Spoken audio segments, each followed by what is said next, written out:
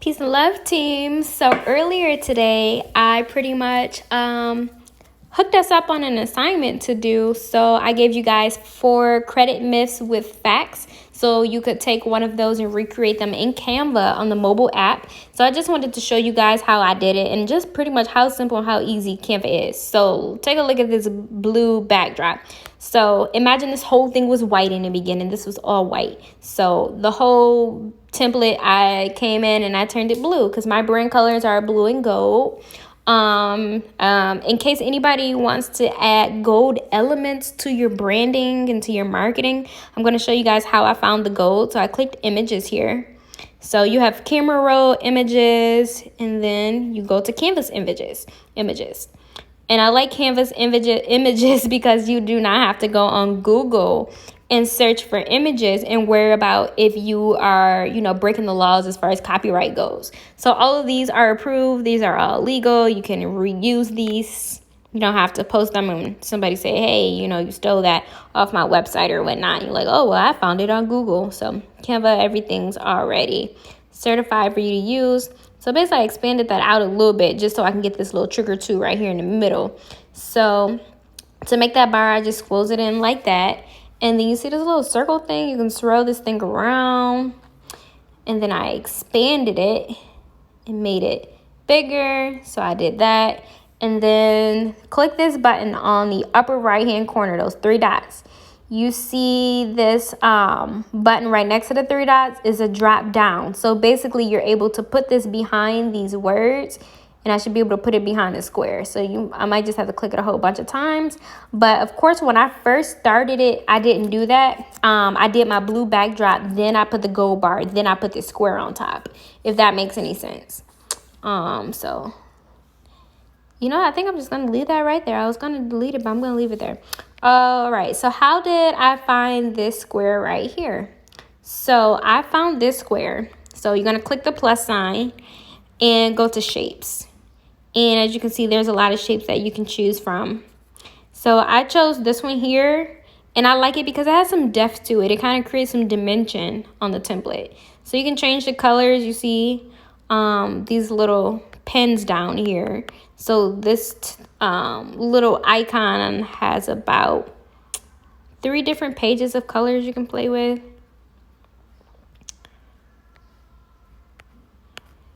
Pretty simple, right? So what I did, my first one was white. My second line was blue or whatever. But hey, you guys kind of get the gist of it, right? So you can change the elements and the colors within this square here. But I'm going to delete it because I just want to show you guys how I found that. And then how did I put my picture right here? So whenever you take professional photos, or you could even take photos up against a white backdrop wall at home, just make sure you at least put your camera on portrait mode, especially if you kind of have one of the newer smartphones that should have portrait mode. I know iPhone does, Android should too, because sometimes Android, I feel like their camera is better than iPhone as far as clarity. All right, but how did I find this? Or how did I do this actually? How did I remove the backdrop? Because there was actually a background behind me at first. So I'm going to go to images. No, I'm going to go to camera roll because this was in my camera roll. And let me go to, I have everything in folders. So these are my business posts. So look, here's the photo of me when there's a background. So here's my photo without a background. I removed the background. There's a website called remove.bg. So basically on remove.bg, you'll upload a photo like this one here. And you'll hit the little submit button, and it'll give you this background image here, basically, which is considered a transparency. You can put this over any text or anything like that and not have a background. So that's pretty much it. And so the text, I'm not sure what happened right here. I came back in and Canva changed everything that I had done. But of course, as you can see, you can change the color of your font. I'm just going to change this back to black. You can change the color of the font. You can change the font style. And there's lots of fonts you can choose from. Anytime you see a font with a crown on it, most likely it means that it's a paid font and you might have to upgrade. The upgrade isn't that much. I think it's just like a couple of dollars a month or for the year, something like that. So I'm going to come back and fix this to my liking eventually. In fact, I'm going to go with this font. So I have a Baya Libre. So I'm going to change this to the same thing. You can change the sizing of it. You can also change the positioning of the text too. So it can be in the middle. I'm not sure. I don't even remember what we called it in English class. But as you can see, and I kind of just kept it to the left. Let's see. Showing that it's in green, I'm going to click my blue. You don't really see it like that. But you know what? No, we had it as black. Black. All right, so I turned my font black. Okay, and then you guys are probably wondering, like, how did I get this little skinny gold bar under the fact line? So I'm going to hit the plus button. I'm going to go back to images.